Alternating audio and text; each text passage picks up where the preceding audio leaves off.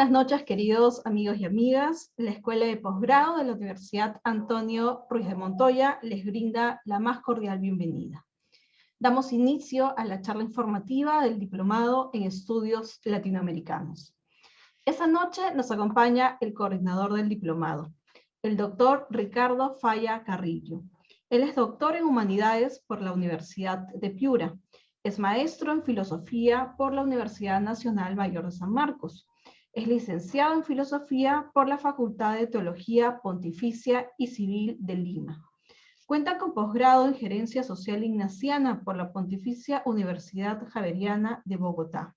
Actualmente es jefe del Departamento de Humanidades de la Universidad Antonio Ruiz de Montoya y coordinador del diplomado que hoy presentamos. Sus líneas de investigación se encuentran en la historia de las ideas, con énfasis en la historia conceptual y en las relaciones entre conocimiento y sociedad en el Perú y América Latina. Y es además columnista en RPP. Pueden revisar sus artículos cada lunes en el mencionado medio de comunicación. Muchas gracias por estar presente. Profesor Ricardo, le cedo la palabra. Bienvenido. Muchas gracias, estimada Rosemary. Gracias a todos los que han venido a acompañarnos, a todos los interesados. Esto va a ser un espacio de conocimiento de la propuesta de nuestro diplomado. Y vamos a plantear, digamos, las líneas maestras, líneas generales. Vamos a describir también a nuestro diplomado. Asimismo voy a presentar la malla de cursos que lo conforman y también los colegas que nos acompañan en esta apuesta académica que nuestra universidad está brindando desde el año 2021. Bien, sin mayor introducción, voy a pasar a detallar las características de nuestra propuesta académica, la misma que voy a presentarlas en estas diapositivas. ¿Ya? Un minuto, por favor. No sé si se ve. ¿Se puede ver? Se ve sin problemas. Ya, voy ahí está. Muy bien. Diplomado en Estudios Latinoamericanos, presentación, ¿no? América Latina como realidad integral, ¿ya? Una de las cosas para presentar un poco, ¿no? Conversando con ustedes, porque más que una presentación, una cátedra, digamos así, es una presentación cercana, ¿no? Amical, ¿no? Para que puedan ustedes tomar contacto con quien coordina y también con los temas y la perspectiva que manejan, ¿no? Obviamente que América Latina es una realidad compleja, ¿no es cierto? Como toda realidad sociocultural, ¿no? Toda realidad sociocultural de cualquier parte del mundo, llamemos África, llamemos Asia, ¿no? El Asia-Pacífico o el Medio Oriente, ¿no? Europa Occidental o Europa Oriental, ¿no? O el Norte de Europa, Norteamérica, ¿no? Son realidades, todas son realidades complejas, ¿ya? Porque el ser humano en su devenir histórico es un ser complejo, ¿no? Complejo no porque se complique la vida exactamente, sino complejo porque lo que producen, ¿no? los hechos culturales, los procesos culturales en los cuales que él forma y que él produce, ¿no? Nunca pueden ser vistos de una manera ligera, no pueden ser observados de una manera fútil. No tenemos que entender que hay una trama diversa, implicada, al interior de cada uno de estos procesos, ¿no? De ahí que es necesario entender, digamos, una realidad tan compleja como las realidades socioculturales desde una perspectiva interdisciplinar, ¿ya? Y ese es un poco hacia dónde vamos a ir dirigiéndonos en esta presentación, ¿ya? Lo primero que vamos a observar es que tenemos objetivos académicos, ¿no? Tenemos objetivos académicos. El objetivo académico fundamental es proporcionar un conocimiento general, ¿no? No es un conocimiento específico, sino general, ¿no? Obviamente, en cada una de las materias que ustedes van a desarrollar o desarrollarían, van a encontrar temas específicos, pero como gran objetivo, como objetivo mayor, es un objetivo bastante amplio, ¿no? Es proporcionar un conocimiento general sobre América Latina desde sus diversos procesos, ¿no? Precisando su especificidad de forma interdisciplinaria. Ya vamos a observar cómo entendemos nosotros la interdisciplinaridad, ¿no? Dentro de este objetivo mayor, ¿no?, podemos encontrar 4 objetivos que dimanan de este objetivo fundamental, de este objetivo básico, ¿no?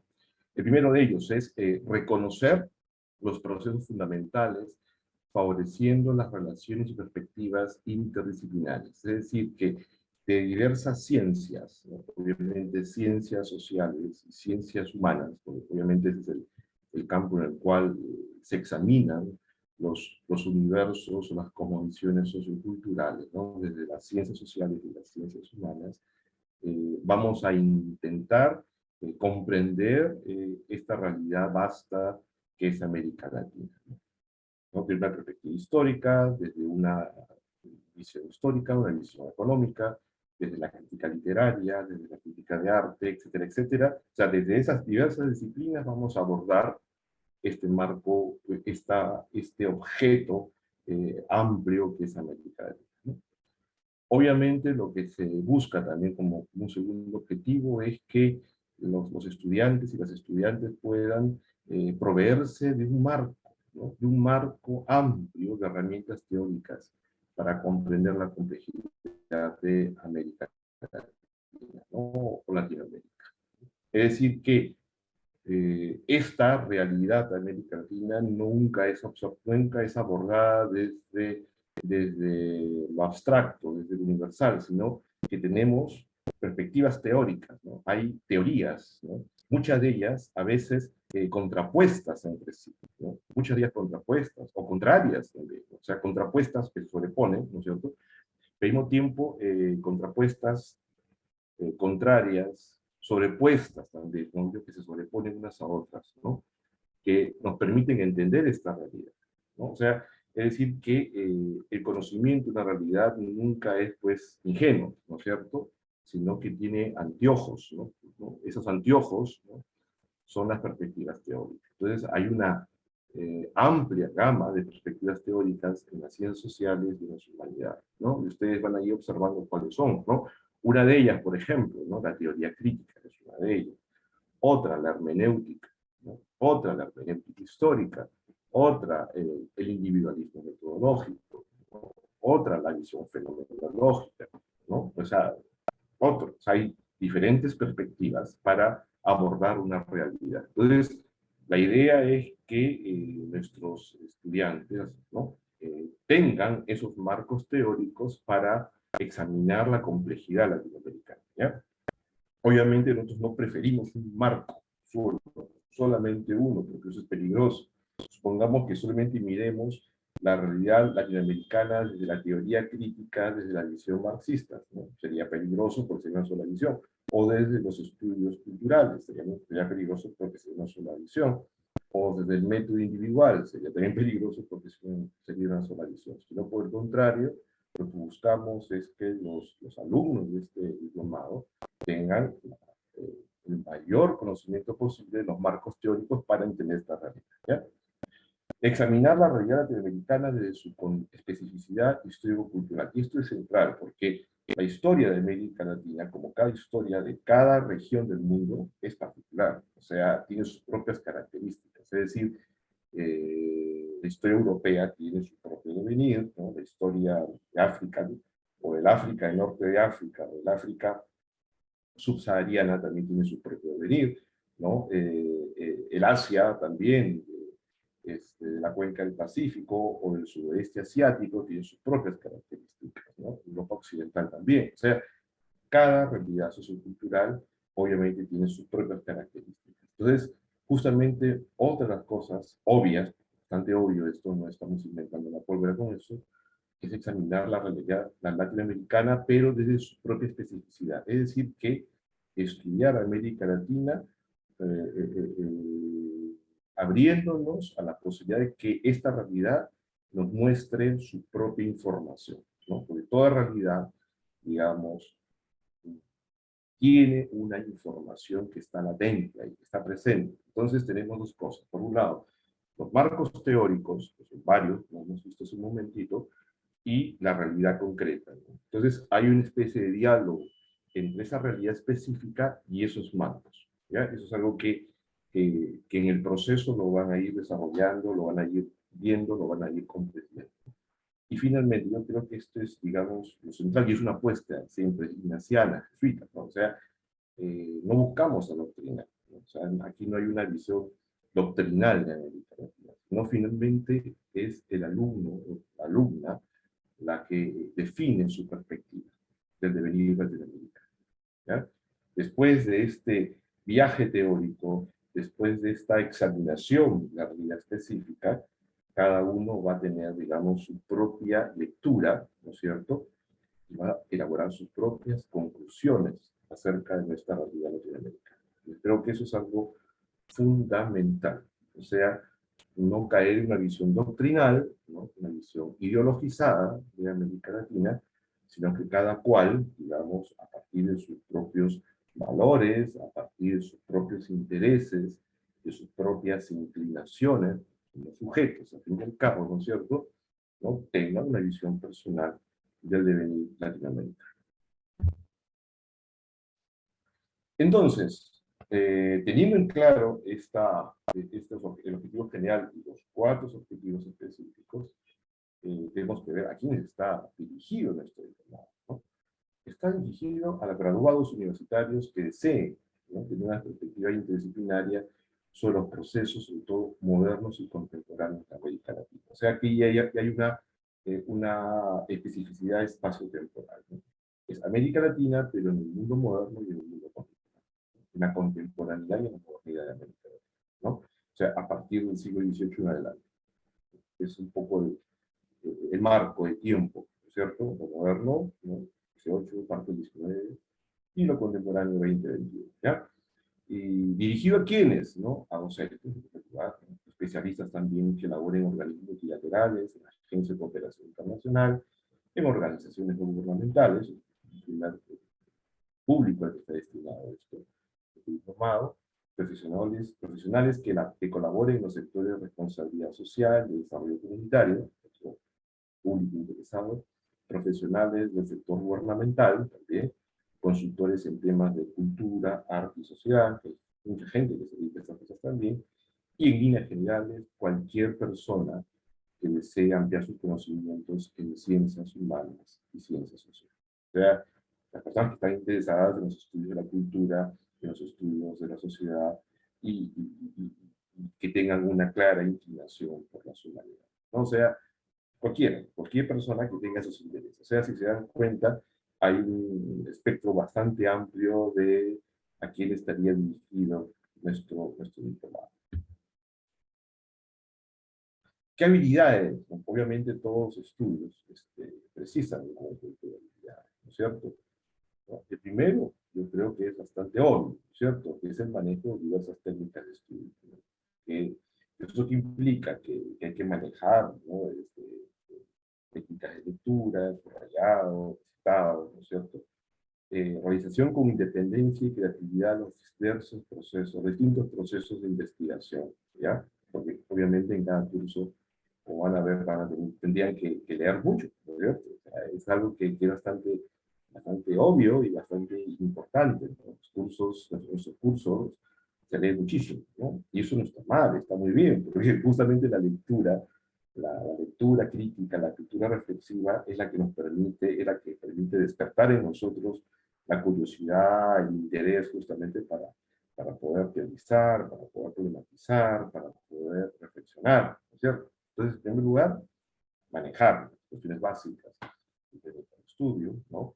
Creatividad y pasión por investigar, ¿no? O sea, es algo que yo siempre a mis alumnos les digo, tanto pregrado como posgrado. O sea, cuando nos metemos a este tipo de temas, por ejemplo, estudiar América Latina desde una perspectiva interdisciplinaria, o sea, histórica, literaria, artística, es fundamental la pasión, ¿no?, el apasionamiento, el interés verdadero, genuino, y eso es algo que esperamos, digamos, que nuestros alumnos y alumnas también manejen, tengan, poseen, ¿no? Habilidades de expresión oral y escrita para su aplicación en los contenidos, ¿no? O sea, tiene una predisposición a la comunicación y la escritura solvente, ¿no? Porque gran parte de los productos académicos que ustedes elaboran son exposiciones en un lado, pero también son informes, son ensayos, son artículos, ¿no? Entonces también por ese lado es central también tener esta predisposición, ¿no? Esta habilidad, ¿no? Y el conocimiento básico en el uso de plataformas y herramientas virtuales, ¿no? Que la universidad maneja, vamos a ver en un momento, maneja Microsoft Teams y aula virtual. Hay una capacitación que la área específica brinda ya en su momento, ¿no? Teniendo en cuenta esas habilidades que hay que poseer, ¿no es cierto? ¿Cuál es el perfil de salida de nuestros egresados, ¿no? O sea, hay tres competencias que nosotros creemos que son fundamentales, ¿no? Reconoce los procesos más relevantes de América Latina desde una perspectiva integral e interdisciplinaria, ¿no? Reconoce y reflexiona los diversos marcos teóricos que permitan el estudio integral de América Latina y elabora investigación pertinente a partir de los marcos de interpretación propuestos, ¿no? Ahí están cada una de las capacidades. Esto está en la página web de nuestro diplomado. O sea, no estamos añadiendo, sino que estamos explicando lo que ya está ahí, ¿no? O sea, lo que ya está presentado ahí, ¿no? Identifica procesos políticos e institucionales de Latinoamérica desde la emancipación hasta nuestros días, o sea, por el siglo XVIII en adelante.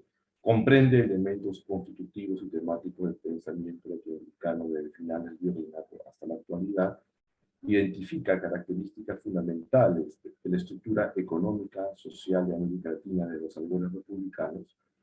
Reconoce los aspectos más relevantes de los procesos artísticos y literarios de América Latina.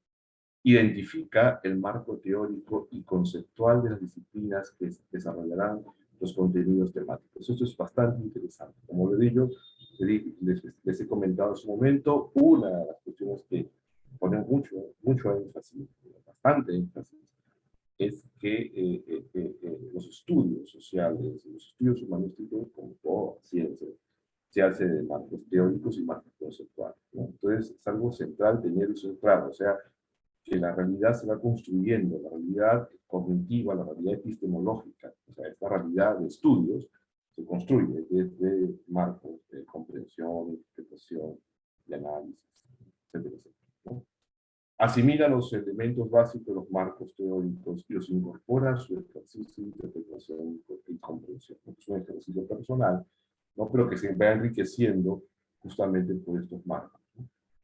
Indaga sobre los aspectos específicos de los procesos de América Latina desde una orientación interdisciplinaria, que yo creo que es algo que estamos repitiendo varias veces ya, y redacta textos en diversos formatos sobre los estudios, temas estudiados, proponiendo un acercamiento crítico e innovador, ¿no? Eso es lo que es nuestro perfil de salida, hasta lo que buscamos, el telos hacia donde queremos dirigir nuestra propuesta.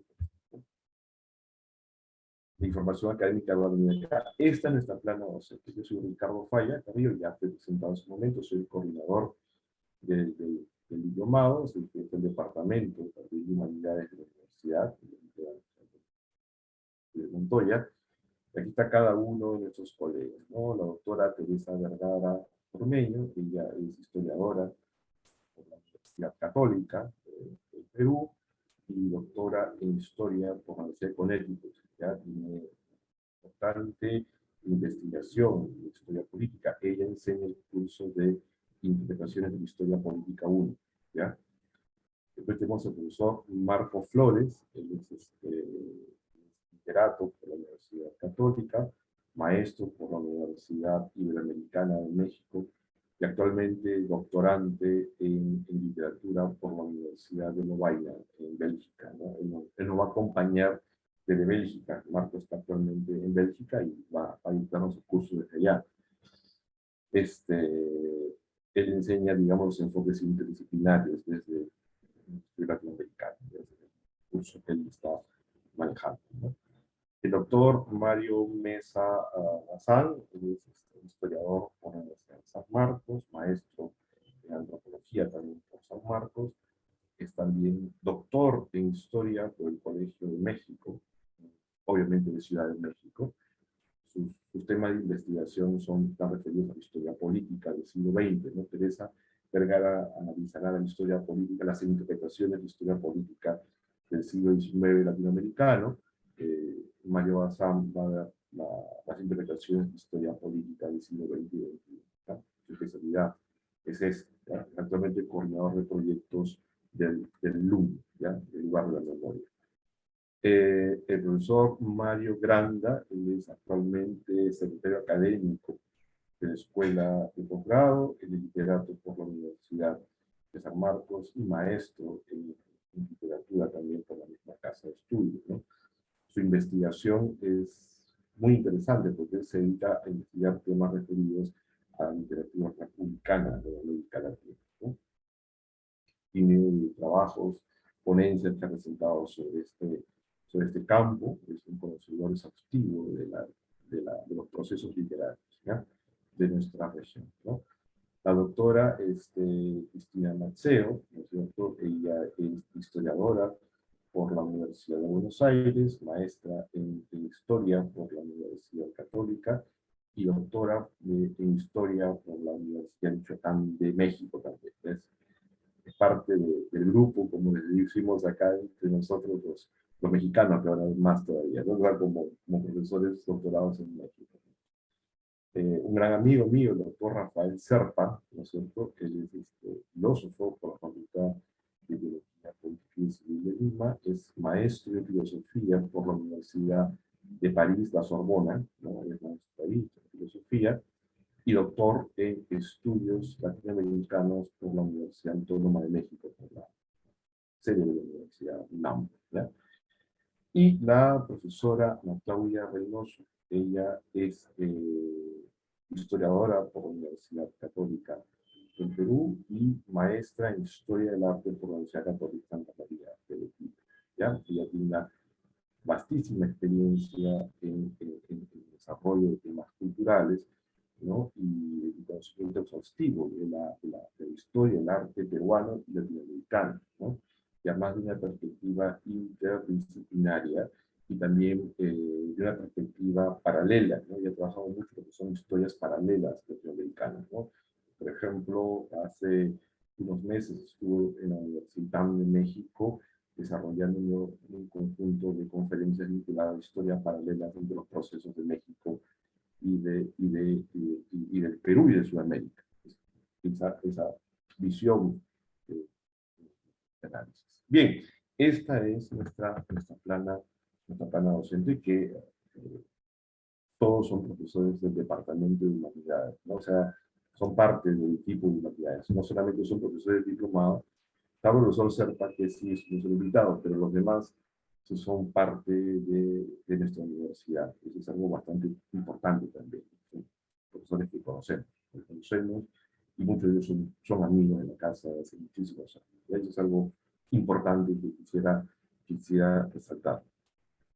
Y además el ambiente de camaradería que hay en todos los profesores hace que este equipo sea un equipo que esté en muy buena disposición a desarrollar lo que hace, ¿ya? Bien, vamos a detallar otro punto, ¿no? Tenemos, la verdad, son 4 bloques, ¿no? Uno diplomado en la vida de historia. 4 bloques, 2 cursos en cada bloque o en cada módulo, ¿no? Se hará el uso del aula virtual de la casa de la universidad y los recursos que esta plataforma proporciona, destacando las herramientas Teams a través de las cuales se realizarán las videoconferencias, ¿no? La duración total de nuestro diplomado es de 8 meses. Es un ciclo único, es un ciclo anual que empieza en marzo y terminará en noviembre del 2022, ¿no? Son 24 horas, 24 créditos que suman 384 horas académicas, ¿ya? Para que tengan claro que la información es mucho más específica y más detallada, ¿no? Habitualmente hay varios lineamientos metodológicos, pero esos son los generales, digamos, lo que abarcan en todos los casos, casi en todos los casos, ¿no? Una exposición general de los contenidos por parte del profesor y su aproximación teórica y metodológica, una lectura guiada y crítica de los textos propuestos, como les dije, hay que tiene una predisposición para la lectura, o sea, la lectura seria, la lectura cuidadosa, ¿no?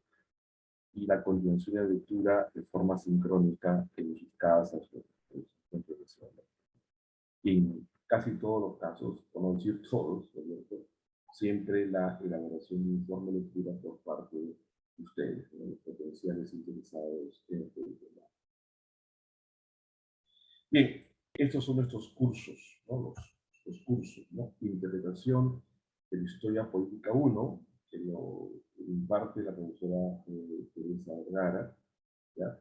Introducción a los estudios interdisciplinarios latinoamericanos que desarrolla el profesor Marco Flores, interpretación de la Historia Política 2, que desarrolla el profesor Mario Mesa, la formación de la tradición literaria latinoamericana, que parte el profesor Mario Granda, los procesos económicos de América Latina, que lo trabaja la autora Cristina Maxeo, proceso intelectual 1, que lo desarrolla el profesor Rafael Serpa, el arte en América Latina, procesos modernos y contemporáneos, la profesora Reynoso, y el proceso intelectual 2, que es el que desarrolla este humilde desarrollo. Vamos a detallar cada una de los dos cursos, ¿no? Interpretaciones de la Historia Política 1, ¿no? ¿Qué hacemos en este curso? ¿No? Se estudia la gestación y el establecimiento de las repúblicas de América Latina a lo largo del siglo XIX. O sea, es un proceso bastante interesante, ¿no? ¿Por qué? Porque a comienzos del siglo XIX nacen estas repúblicas, ¿no?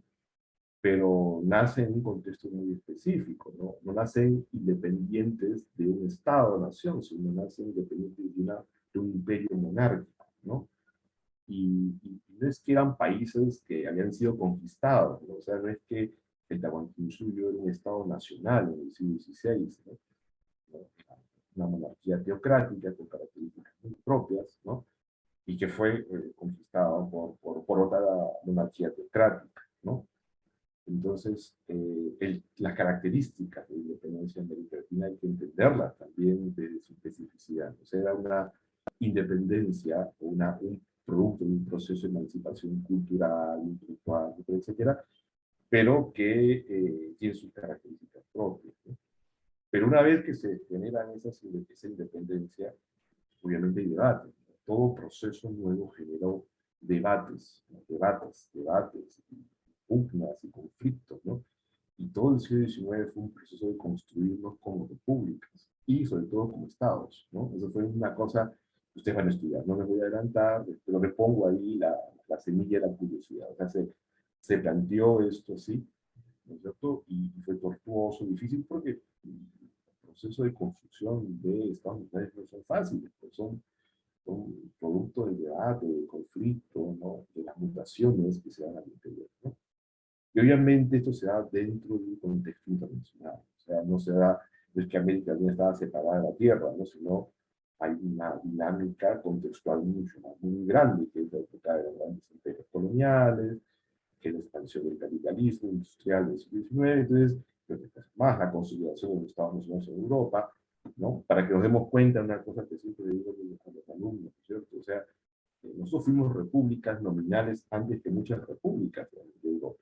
O sea, en Europa había monarquías parlamentarias o monarquías absolutas todavía en ese siglo XIX. O sea, en términos temporales, a menos de nombre, surgimos como repúblicas antes que muchas repúblicas europeas, ¿no?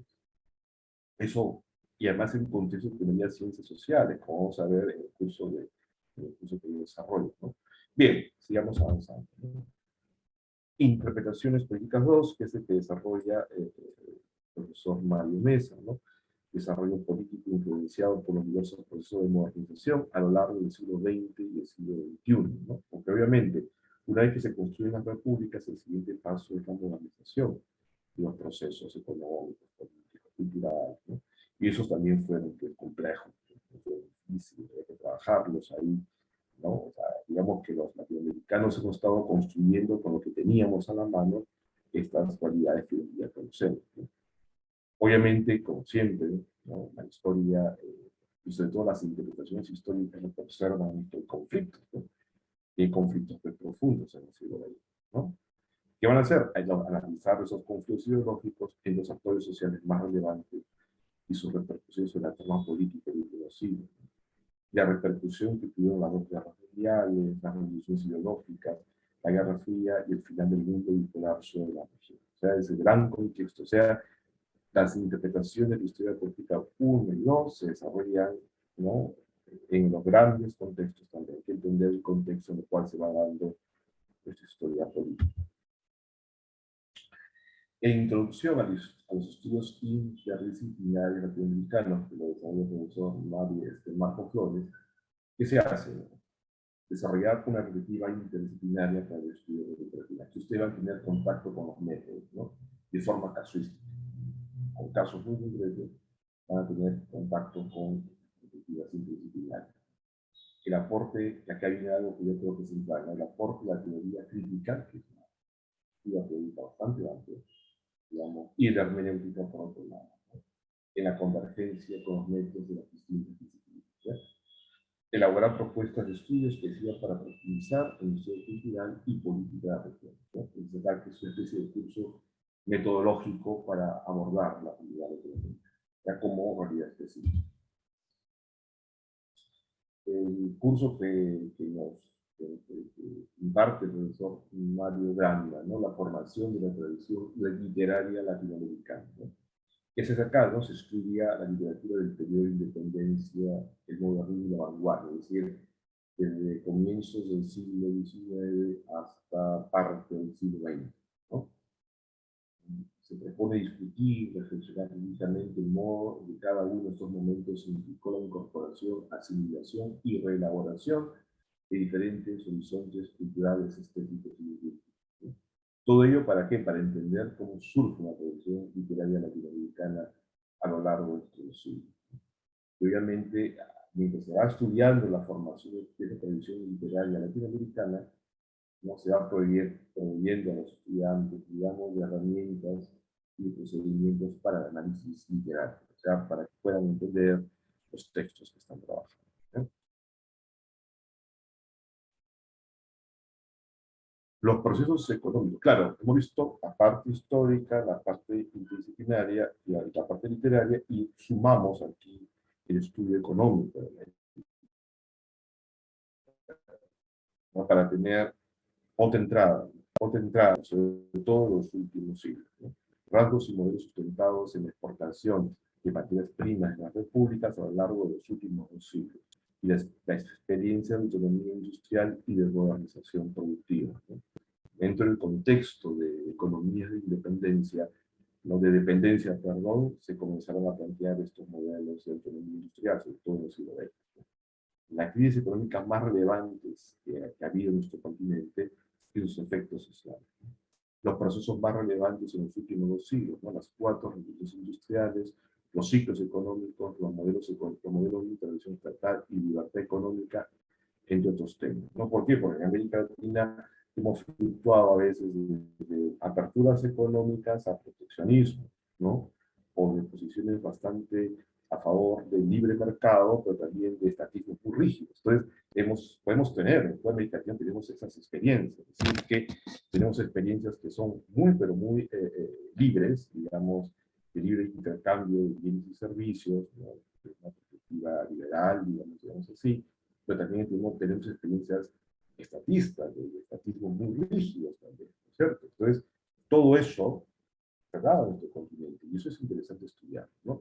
¿Y qué consecuencias traen estas dos posiciones, las posiciones intermedias, ¿no? Por un lado, digamos, las consecuencias de la libertad económica, ¿no?, o las economías de demanda, oferta, perdón, y las consecuencias también de los estatismos rígidos que hay en un par de 2 países, que son particularmente proclives históricamente, bueno, por supuesto, propios a estos estudios. Entonces, estudiar las celebraciones teóricas propias como la teoría de la dependencia, que fue un aporte teórico latinoamericano de los años 50, 60, vinculado a Cepal, y a los críticos de la perspectiva de estudio, obviamente porque toda teoría siempre va a generar o adeptos o críticos. Eso es parte de la marcha de los procesos teóricos, ¿no? Bien, ¿ya? Es parte de eso. Proceso intelectual uno, ¿no? Bueno, perdón, enseña acá, proceso económico de América Latina, la intelectual número uno, el proceso de formación de las ideas filosóficas y teológicas y científicas en el contexto cultural universitario de la Colombia. Y el profesor Rafael Serpa empieza con la tradición intelectual del siglo XVIII, ¿no?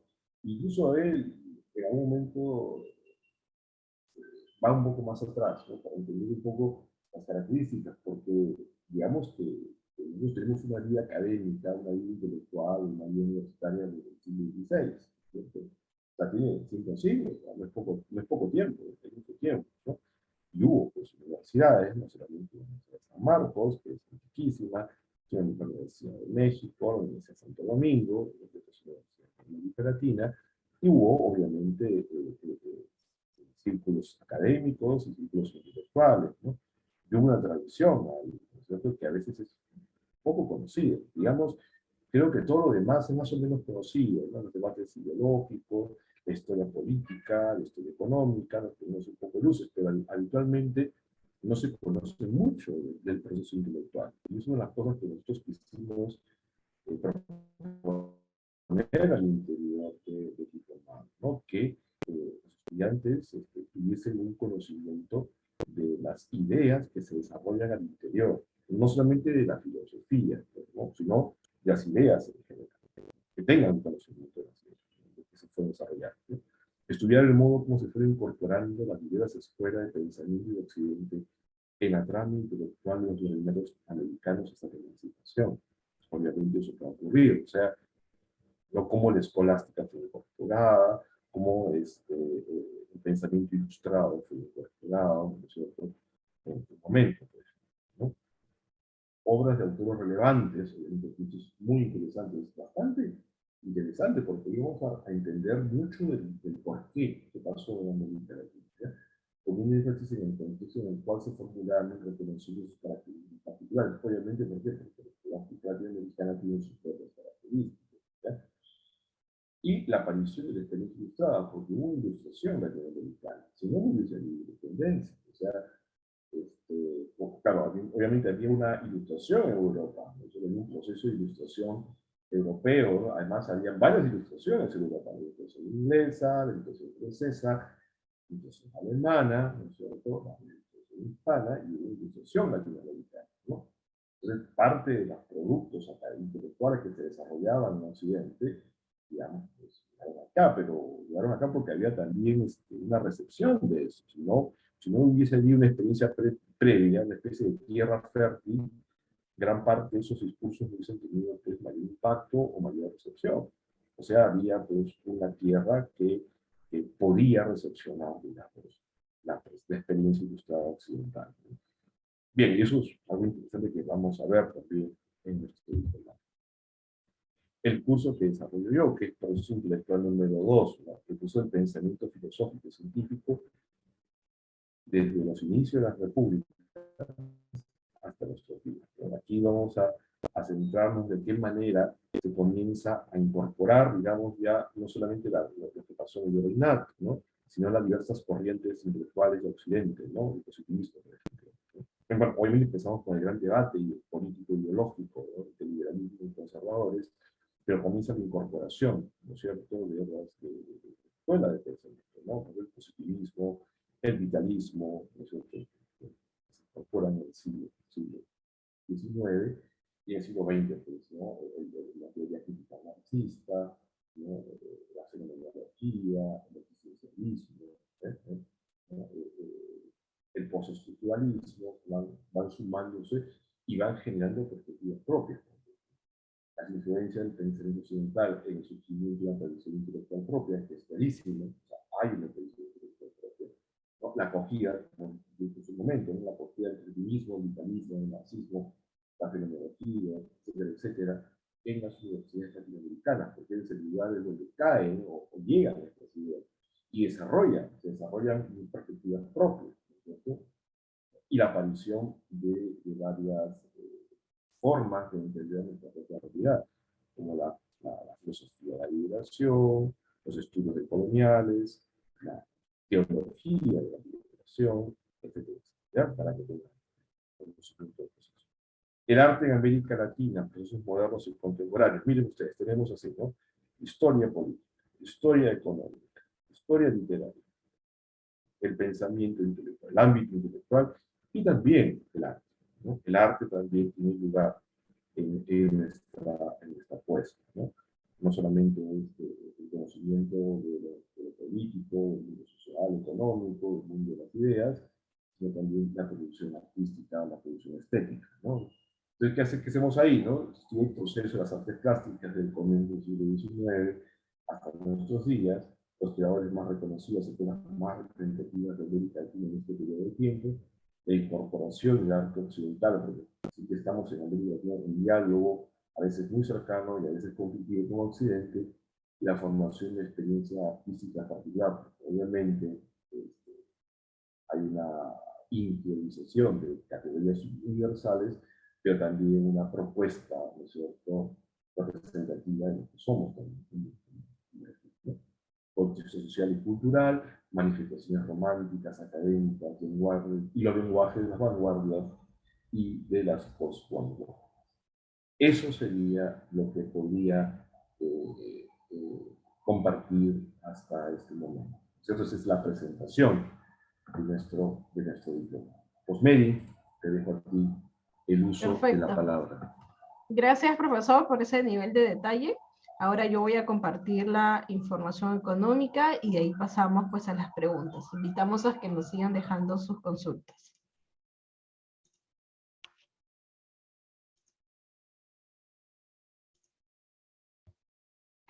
Muy bien. El costo del diplomado es de 3.960 soles. Ustedes pueden realizar el pago en dos modalidades. Pueden elegir el pronto pago, con lo cual acceden al 5% de descuento, o pagar en cuotas. Serían 9 cuotas, cada una tiene el valor de 440 soles, lo cual nos da el monto total que he indicado. A ello deben considerar el derecho de admisión, que es 50 soles, y el derecho de trámite del diploma de posgrado, que es 300 soles. Esos son todos los montos que ustedes van a tener que pagar. Por favor, tenerlo en cuenta. Es muy importante para que luego no existan dificultades, ¿no? Que está con total transparencia la información. Seguimos. Pueden postular hasta el miércoles 9 de marzo y la evaluación de sus documentos se realiza el miércoles 9, desde el miércoles 9 hasta el sábado 12 de marzo, porque el lunes 14 estamos publicando los resultados con la lista de las personas que nos van a acompañar en esta edición del diplomado. El pago de la primera cuota lo pueden realizar el miércoles 16 o el jueves 17 de marzo y la matrícula es el 19. Porque el inicio de clases es el 28 de marzo. Esperamos pues contar con ustedes. Ahora muy brevemente les voy a explicar los requisitos de ingreso. El requisito más importante es poseer el grado académico de bachiller universitario y tener conocimientos básicos en el manejo de TICs, ya que el diplomado es en formato virtual y es muy importante que ustedes conozcan de las TICs para poder descargar los documentos, acceder a los foros, participar en los diferentes diálogos e interacciones que se promueven en la plataforma. No se preocupen porque en este tiempo de pandemia todos hemos hecho uso intensivo de las TICs, así que estamos seguros que no va a haber ningún inconveniente. Y bueno, deben aprobar el proceso de admisión, que en realidad es la revisión y evaluación de los documentos que ahora paso a detallar. Todo el proceso de postulación se realiza en línea. Ustedes deben enviarnos el comprobante de pago del derecho de admisión al correo de carlos.garay@uarm.pe, quien es miembro de la oficina de admisión, y además deben adjuntar los siguientes documentos que son los que se evalúan para aceptarlos en el diplomado. Necesitamos que nos remitan la copia digital o escaneada del grado académico de bachiller universitario o la constancia de inscripción de su grado en SUNEDO. Además, deben enviarnos una copia simple, es muy importante que sea legible, de su DNI o carnet de extranjería o pasaporte en formato PDF. Además, un currículum vitae simple, en formato también PDF, porque eso nos permite conocer a mayor detalle el perfil de los participantes, porque cada grupo, en cada edición del diplomado es diferente y nos interesa mucho pues cumplir con las expectativas que ustedes tienen de acuerdo a su perfil, ¿no? Y por último, nos tienen que enviar una fotografía digital. Aquí les dejo las características. Es una imagen que se va a utilizar en el diploma y en todas las comunicaciones oficiales. Por eso es importante que cumpla con los requisitos, que sea tomada de frente, sin gorra, sin lentes, que tenga una resolución mínima de 300 dpi para que tenga la resolución y nitidez necesaria. Y además que cuando nos la envíen, rotulen el archivo con su nombre completo. Eso sería todo con respecto a los requisitos. Ahora pasamos pues al diálogo con las asistentes de nuestra charla esta noche. Muy bien, por aquí Adrián Rivera ya nos había dejado una consulta. Él nos pregunta si el diplomado va a ser todo en formato virtual o es que luego vamos a tener algunas clases presenciales de acuerdo a cómo va evolucionando la pandemia, ¿no?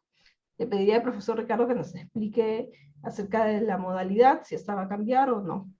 Gracias, Adrián, por el interés y por la pregunta en primer lugar. El diplomado es virtual, ¿no? Este año 2022 va a ser virtual, ¿no? Es una decisión ya de la universidad, ¿no? Esperamos que el 2023 yo creo que sea, no puedo yo dar mayores detalles, pero el 2022 sí va a ser virtual, eso está listo, ¿no? Gracias por la pregunta. Respecto, si la primera vez, no, es la segunda ocasión, nos pregunta Carlos Sánchez, es nuestra segunda ocasión, ¿no? La segunda vez, ¿no? El diplomado empezó en 2021, ¿no? Esa es la segunda edición, ya tenemos la experiencia de un primer año, ¿no? Y claro, estamos muy contentos de que sigamos creciendo con este diplomado, ¿no? Y también con un cuerpo docente, es el mismo cuerpo docente que está acompañándonos. Ahora vamos a compartir en el chat el testimonio de un egresado de la primera edición para que ustedes tengan una idea de si es que el diplomado cumplió o no con sus expectativas. Les invitamos a revisarlo porque es bastante motivador. Entonces el profesor Ricardo ha confirmado que la edición de este diplomado, que es la segunda edición, se va a realizar íntegramente virtual. Sí. Ya para los siguientes años pues se evaluará la situación de la pandemia y se tomará alguna decisión distinta si fuera el caso. Sí, nos podemos. Hay otra pregunta ahí, ¿no? ¿Cuál es el horario puesto que muchos trabajamos y depende del horario? Bien, está en la página web ya están los horarios ya puestos, ¿no? Ustedes pueden revisarlos ahí en la página web, están ahí ya los horarios de las sesiones sincrónicas, ¿ya? Están ahí, ustedes pueden observarlo con naturalidad. Así es, ahora colocamos también el enlace directo a esa información. Si sobre esos datos tuvieran todavía alguna duda, por favor nos lo comentan para poder resolverla. Nos pregunta también, Carlos, ¿cuántos alumnos mínimos debe haber para poder estudiar? Bueno, esa pregunta no la puedo responder yo, ya es una decisión de la escuela de posgrado. La escuela de posgrado toma la decisión de cuánto es el número de alumnos con los cuales se ha de informar. Sí, a lo largo del proceso nosotros informamos a las personas que se van inscribiendo respecto a si hay ampliación para la postulación, respecto a cómo vamos, así que no se preocupen porque es una información que damos a tiempo, ¿no? Como ustedes saben, como toda escuela de posgrado, tenemos un número mínimo de participantes que de no cumplirse, nos vemos obligados a postergar pues la edición. Esperamos que ese no sea el caso. Como les comentábamos, ya hemos tenido una primera edición con muy buenos resultados, así que esperamos que en esa nueva campaña ustedes también nos puedan acompañar, ¿no? Les invitamos a que también puedan ayudarnos a promocionar el diplomado para que más personas conozcan de la propuesta y también se puedan sumar al mismo, ¿no? Tenemos otra pregunta de José Manuel, nos pregunta, ¿cuál es el campo laboral donde se podría ejercer los estudios que realizamos en este diplomado? Es una pregunta que cada uno dice, ¿no? ¿Esto para qué sirve? ¿Para qué es útil? ¿No? Bueno, todo depende en el ámbito en el cual nos desarrollemos, ¿no? Por ejemplo, si estamos en el ámbito de la docencia universitaria y de otro nivel, digamos, pues imagínense tener acceso a este nivel de información y conocimiento, potencia enormemente nuestras capacidades, nuestros saberes al interior de una determinada eh, profesión, en el caso de la docencia. Otros también pueden trabajar en organismos multilaterales, ¿no es cierto? En Naciones Unidas, en la FAO, etcétera, etcétera. Entonces es muy interesante eso. Imagínense trabajar en la FAO, en PNUD, en UNICEF y tener tal información, o sea, en un organismo multilateral. O trabajar, por ejemplo, en un organismo de cooperación internacional, en una ONG, ¿no? Vinculado a temas de desarrollo, de medio ambiente, de desarrollo social, ¿no? O de responsabilidad social. En este bagaje de informaciones también es bastante grande, o sea, potencia, digamos. Supongamos que nos desarrollamos en el ámbito de la gestión empresarial también. Por ejemplo, que trabajemos en una compañía transnacional que está trabajando en temas de X, ¿no es cierto? X tema vinculado a una transnacional, que puede darse el caso. ¿No? Conocer la realidad también de América Latina para saber dónde nos situamos, ¿no? Miren la cantidad de problemas que podemos tener, porque no se conoce una realidad. Entonces, supongamos que trabajamos pues, en una empresa transnacional vinculada a hidrocarburos, digamos, ¿sí? O mineras, no sé, X, y esta actividad genera un impacto negativo en una zona, ¿no? O no toma en cuenta las características de una región. Entonces, que este conocimiento nos debe entender para no prejuzgar. O sea, por eso caemos en prejuicios. O sea, todo depende de dónde nos desenvolvamos laboralmente, ¿no?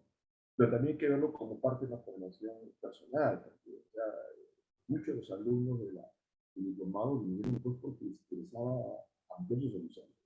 Así de simple. Querían entender el continente en el cual viven. Porque siempre decimos, ¿no? Como la canción, me acuerdo cuando yo estaba en el colegio, había una canción de los prisioneros que se llamaba Latinoamérica es un pueblo al sur de Estados Unidos, pero eso es una cosa muy general, ¿verdad? Es algo mucho más compleja, ¿no? O cuando los dignatarios en las reuniones de gobiernos, ¿no es cierto?, en diferentes países hablan de la hermandad latinoamericana, y América Latina, eso suena muy bonito, hablar, pero ¿dónde está pues, el conocimiento concreto, histórico, los conflictos, el pensamiento, la economía, el arte? O sea, incluso cuando leemos un periódico, vemos un problema ahí en Chile, ¿no? Actualmente hay, por ejemplo, hay un corrimiento, una tendencia ideológica en Chile, en Perú, ¿no es cierto? ¿No? Y vemos, pues, por qué se ha dado esto, o en México, ¿no? ¿Qué pasó? O sea, ¿por qué? ¿No? O también que puede darse el péndulo, porque la historia es un péndulo, siempre vamos a posiciones de un lado y otra. Entonces, esos péndulos también tienen una historia, ¿no? Implica también conocimiento contextual. Entonces, y cuando veamos el periódico, incluso, cuando que ver el periódico o veamos noticias, saber contextualizar los procesos y los hechos. O sea, todo esto es útil para entendernos también, ¿no? Incluso como sujetos. Incluso como sujetos. Perfecto, Bien, queda clarísima su respuesta. Aquí Adrián Rivera nos pide que reconfirmemos que efectivamente el diplomado se realiza íntegramente virtual. No te preocupes, Adrián, porque eso está confirmado. No vamos a cambiar el camino, es un ciclo único y ya está definida la modalidad. Así que no hay problema en ese sentido. La Veamos única vez aquí que va a otras ser, consultas. la única vez que sería presencial es para conocernos unos a comer un día, al final del curso. Para celebrar el egreso del diplomado, que de verdad conlleva grandes esfuerzos, como dice el profesor Ricardo, pero también grandes satisfacciones. Así que sigamos aquí con las preguntas. Sí, Carlos Sánchez nos pregunta si se debe cancelar 50 soles de inscripción. Efectivamente, eso es el primer pago que se realiza y el comprobante que usted debe enviar al correo de carlos.garay. Y los números de cuenta los ubica también en la página web. Tenemos en diferentes instituciones financieras, así que descuide que no va a encontrar ninguna dificultad en ese sentido. Muy bien. Veamos acá si tenemos, si tuvieran alguna otra consulta, estaremos aquí todavía un momento más para poder resolverla.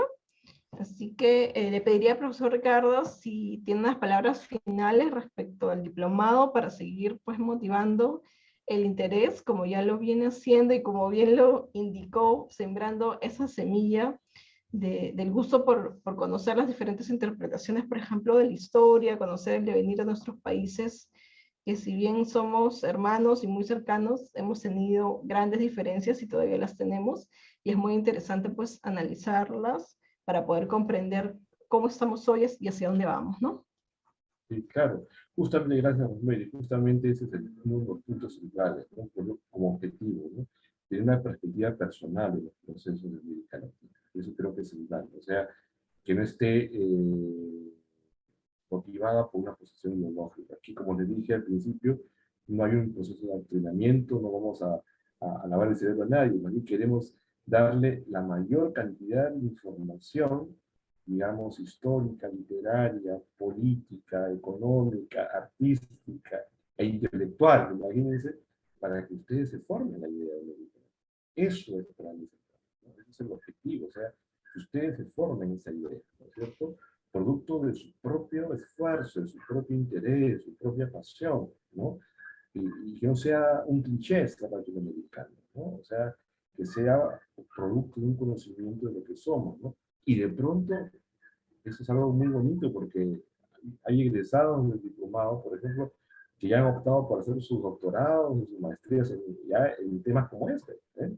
En temas sociales y humanísticos, o sea, incluso han migrado de interés de vida. Entonces, para que vean lo potente que es el estudio, ¿no? El poder de las ideas es tan grande que puede motivar un cambio de vida, ¿no? Entonces, hay que estar abierto a cambiar también, a salir de la zona de confort, como dice hoy en día, y aventurarse a nuevos retos, a nuevos retos. De pronto vengo de la ingeniería, como Gian Pietro, por ejemplo, venía de ingeniería y mire usted, tiene que ser historiador. O sea, eso es para ver el cambio que se le da en una persona, ¿no es cierto? O gente que venía pues del derecho, ¿no es cierto? Y ahora pues está motivadísimo por entender cuestiones artísticas o literarias, ¿no? O sea, es una, estudiar siempre es un elemento movilizador.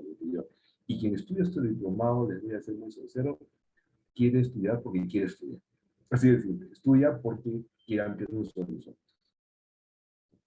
Quiere ampliar sus horizontes.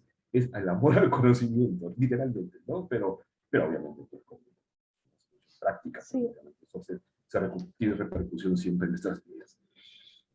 Bien, Lo Carlos interesante, Sánchez. sí, lo interesante, disculpe, que se ha precisado esta noche, es que en realidad nos permite crecer como personas, digamos como intelectuales, nos permite ampliar nuestros conocimientos, pero también tiene una aplicación directa en lo que hacemos. Así que sin dejar de lado la relevancia que tiene el conocimiento, ese diplomado también nos va a permitir pues ampliar nuestras competencias profesionales y poder aportar desde una mirada más integral en lo que cada uno de nosotros hacemos. Así que les invitamos a seguir revisando la malla curricular, el perfil de nuestros profesores y el testimonio de los egresados del diplomado para que tengan un conocimiento completo de nuestra propuesta educativa. Sin más que decir esta noche, les agradezco a todos su participación, gracias por sus preguntas, esperamos haber podido resolver las principales inquietudes. Hemos dejado el dato de nuestro asesor comercial Diego Tapia, quien estará gustoso de resolver cada duda que ustedes tengan en alguna parte del proceso. Así que buenas noches, profesor Ricardo, muchísimas gracias por compartir el entusiasmo que usted tiene por las letras y el conocimiento. Gracias. Estoy segura que ha logrado también motivar a los participantes que hoy nos acompañan. Muchas gracias, buenas noches a todos y todas. Hasta luego. Muchas gracias.